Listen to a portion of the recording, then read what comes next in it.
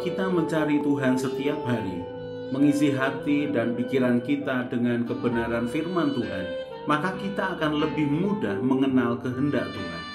Kita akan lebih bisa mengalami hatinya, mengalami kehendaknya, mengalami didikannya, dan mengalami anugerah kasih-Nya. Apalagi kalau kita memperkatakan dan melakukan firman Tuhan setiap hari, maka roh kita penuh dengan pengertian akan firman Tuhan, dan jiwa kita akan sehat, karena mental, pikiran, perasaan, dan kehendak kita penuh dengan kebijakan Tuhan. Mari kita merenungkan dan melakukan firman Tuhan setiap hari, supaya hidup kita sejalan dengan kehendak Tuhan, dan hidup kita memuliakan nama Tuhan.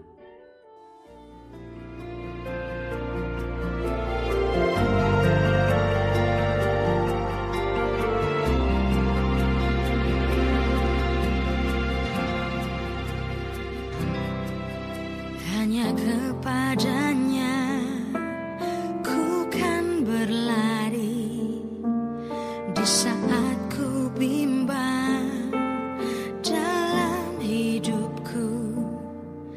Yang aku percaya dalam hadiratnya ada kekuatan yang baru.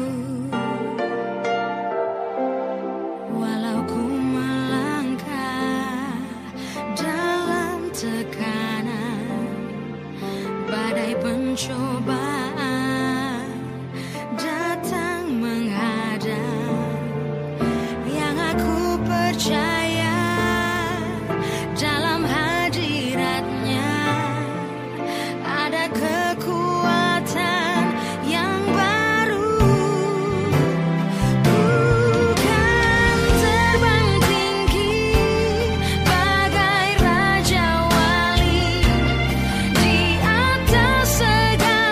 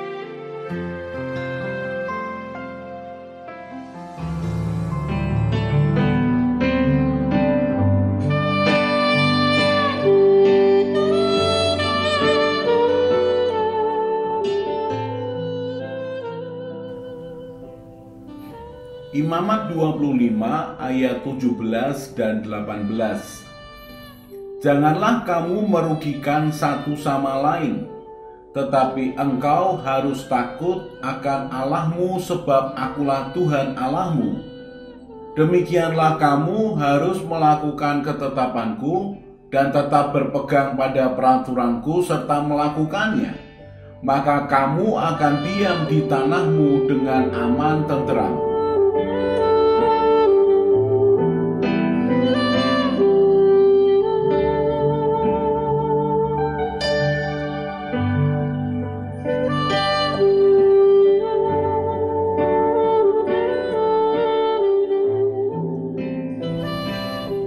Tuhan itu ingin mengimpartasikan akan karakternya, bahkan seluruh yang dia punya, kepada orang-orang yang dikasihinya, kepada bangsa yang dipilihnya. Ketika dia berbicara tentang bangsa Israel, maka bangsa ini diajar dan dihajar oleh Tuhan, dibentuk oleh Tuhan sendiri, supaya bangsa ini bisa mewakili akan keberadaan Tuhan di tengah-tengah akan dunia sekitarnya. Orang Israel harus memiliki akan hati Tuhan, cara pandang Tuhan, cara kerja Tuhan, dan karakter Tuhan. Sehingga diajarkannya bangsa ini dari generasi kepada generasi untuk mengenal dia sebagai pribadi dan mengenal akan jalan-jalan Tuhan, supaya orang Israel bisa bertindak sesuai dengan ketetapan dan hukum yang sudah diberikan kepada mereka, sehingga mereka itu bisa melakukan segala sesuatu sesuai dengan perintah Tuhan, yang kemudian akan bisa dilihat orang lain bahwa Tuhan menyertai mereka, bahwa bangsa ini adalah kepanjangan tangan Tuhan di bumi ini. Tuhan melatih, mengajar, menghajar akan bangsa Israel untuk bisa menunjukkan karakternya di tengah-tengah bangsa itu.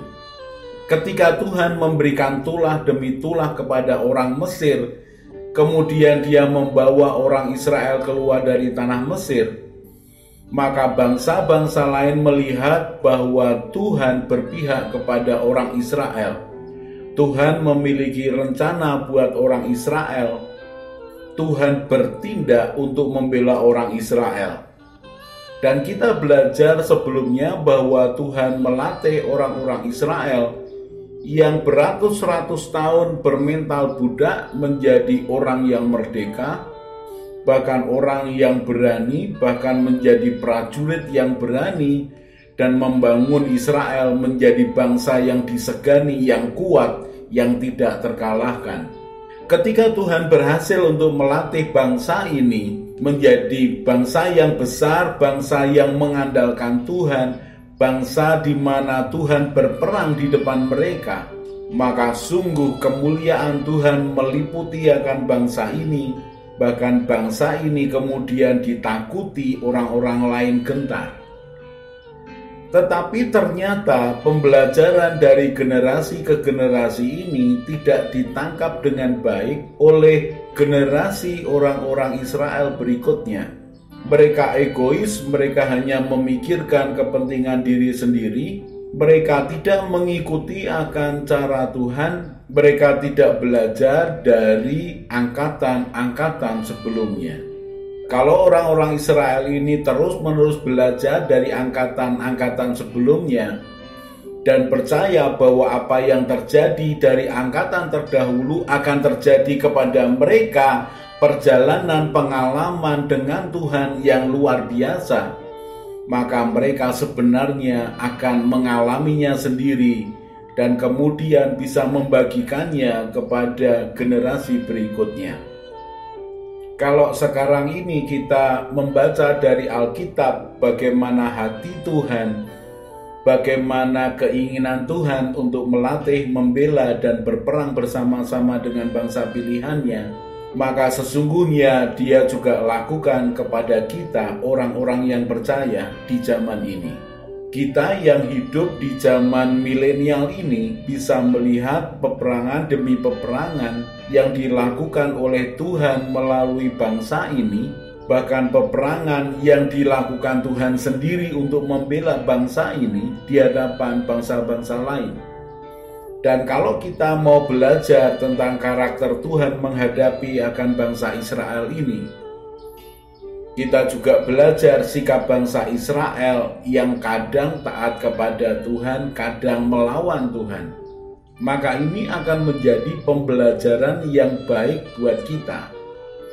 Mari percaya kepada Tuhan, Dia mengasihi, Dia mengajar, Dia menghajar, Dia melatih kita untuk berperang.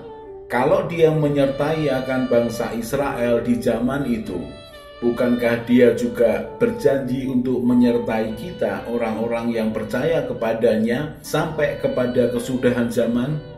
Dia tetap Tuhan yang sama yang tidak berubah. Dan kali ini kita akan belajar bagaimana Tuhan melatih Yosua untuk berperang di bawah kepemimpinan Musa. Pada waktu itu Musa masih hidup.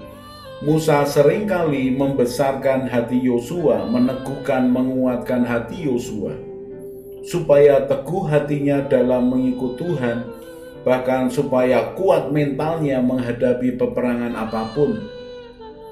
Tuhan melatih Yosua melalui Musa, untuk kemudian nanti ketika Musa mati, maka Tuhan melatih langsung Yosua di dalam peperangan. Dan kali ini kita akan belajar bagaimana Yosua dibangun cara pandangnya, dibangun imannya kepada Tuhan, dibangun keyakinannya untuk menghadapi akan bangsa-bangsa yang melawan Israel.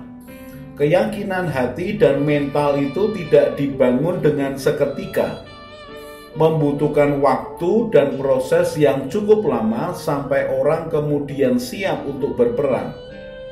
Bahkan orang untuk kemudian mempercayakan masa depannya kepada Tuhan juga melewati 1-2 peristiwa di dalam hidupnya, sehingga dia yakin kalau peperangan itu dipimpin oleh Tuhan, maka pasti akan menang. Keyakinan hati dan mental itu harus dibangun dalam hidup seseorang melalui proses dan proses yang bisa jadi tidak menyenangkan buat dirinya. Tetapi Tuhan menghajarnya, Tuhan mengajarnya, dan Tuhan melatihnya, supaya pada waktu Tuhan, pada saat yang menentukan, dia maju berperang, dia menang, dia bisa menguatkan hatinya, dia bisa meyakinkan akan saudara-saudaranya, bahkan kemudian dia bisa berjalan maju mengandalkan Tuhan. Kita akan melihat satu strategi Tuhan menyiapkan bangsa Israel untuk menghadapi peperangan mengalahkan Kanaan. Tuhan menyuruh untuk mengintai negeri itu sebelum kemudian menghadapinya. Bilangan pasal yang ke-13 mulai ayat yang pertama. Tuhan berfirman kepada Musa, "Suruhlah beberapa orang mengintai tanah Kanaan yang akan kuberikan kepada orang Israel. Dari setiap suku nenek moyang mereka haruslah kau suruh seorang, semuanya pemimpin-pemimpin di antara mereka." Lalu Musa menyuruh mereka dari padang gurun Paran sesuai dengan titah Tuhan. Semua orang itu adalah kepala-kepala di antara orang Israel.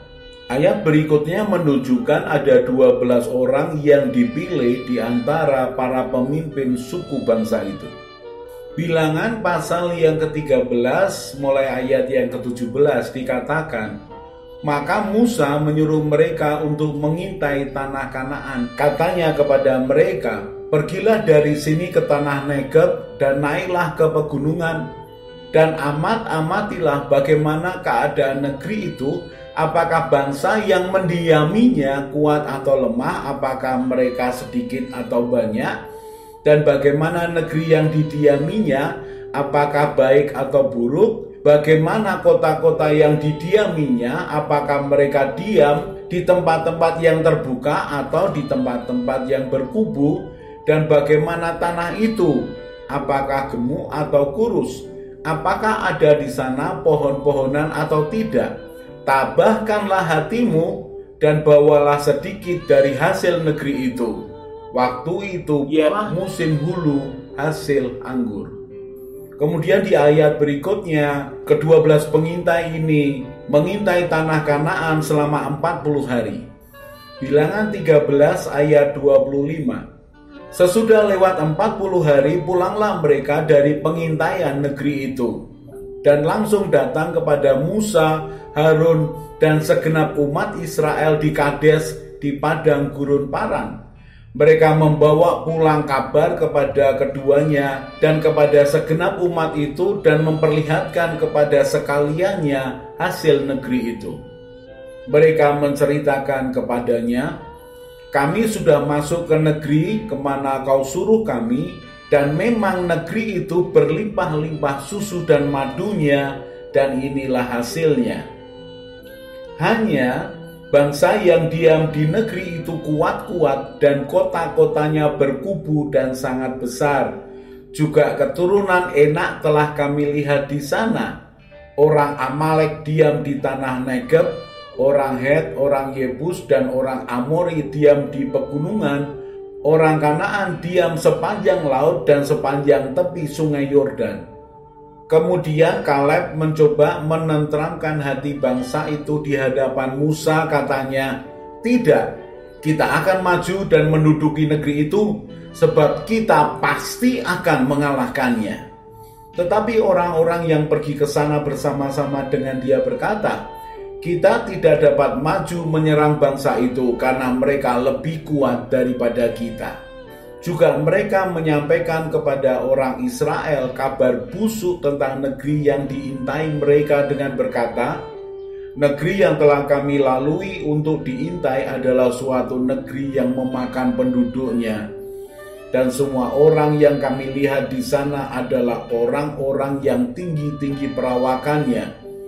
Juga kami lihat di sana orang-orang raksasa, orang Enak yang berasal dari orang-orang raksasa, dan kami lihat diri kami seperti belalang, dan demikian juga mereka terhadap kami.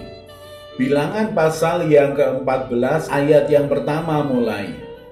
Lalu segenap umat itu mengeluarkan suara nyaring, dan bangsa itu menangis pada malam itu. Bersungut-sungutlah semua orang Israel kepada Musa dan Harun, dan segenap umat itu berkata kepada mereka, sekiranya kami mati di tanah Mesir atau di padang gurun ini. Mengapakah Tuhan membawa kami ke negeri ini supaya kami tewas oleh pedang dan istri serta anak-anak kami menjadi tawanan? Bukankah lebih baik kami pulang ke Mesir? Dan mereka berkata seorang kepada yang lain, baiklah kita mengangkat seorang pemimpin lalu pulang ke Mesir. Sungguh suatu laporan yang mengejutkan. Sebagian besar pengintai itu menyimpulkan dengan cara pandang mereka sendiri. Mereka memang sudah melihat bangsa demi bangsa di tanah Kanaan.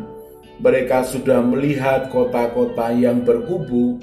Dan kemudian mereka juga melihat keturunan orang Enak yang adalah keturunan raksasa. Kemudian mereka membandingkan keberadaan orang-orang Kanaan dengan keberadaan mereka sendiri. Mereka lupa bahwa sampai dengan hari itu Tuhan sudah menunjukkan penyertaannya dalam hidup mereka.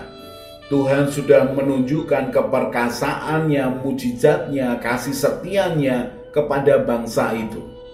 Tetapi ternyata orang-orang Israel melupakan Tuhan yang menyertai mereka.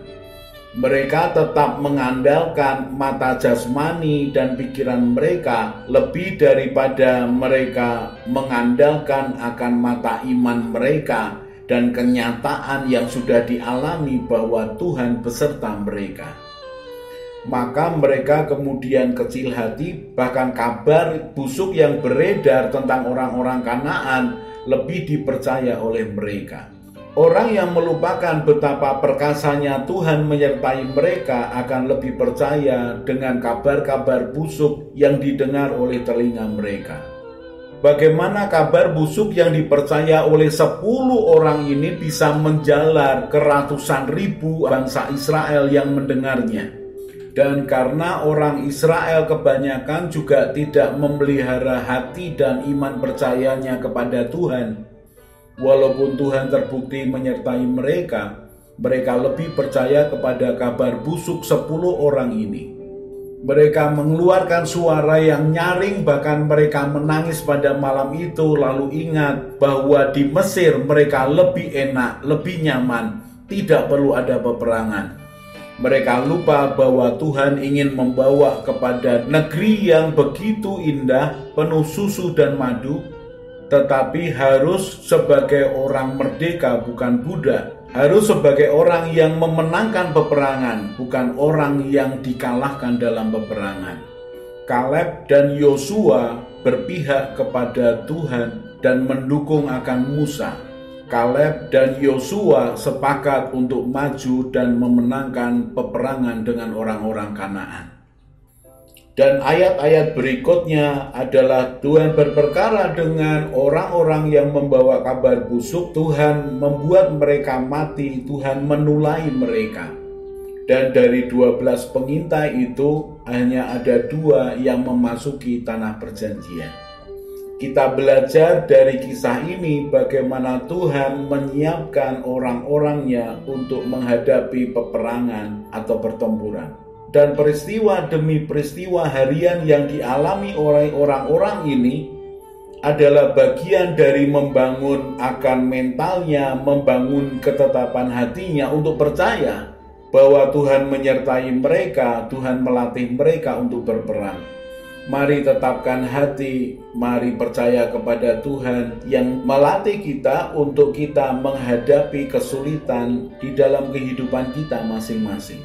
Mari percaya bahwa Dia bukan hanya mengajar, menghajar, melatih, dan mendampingi kita, tetapi Dia juga menyediakan kemenangan buat setiap kita yang percaya.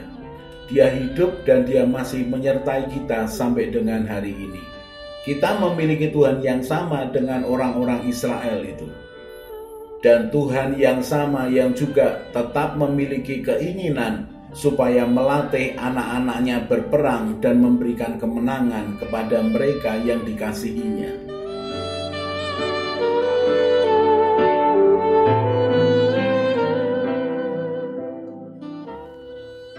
Sementara kita merenungkan firman Tuhan, kemudian hati dan pikiran kita penuh dengan beban masalah dan keinginan, maka masalah dan keinginan itu akan lebih kuat berbicara kepada kita, bukan kebenaran Tuhan yang berbicara kepada kita.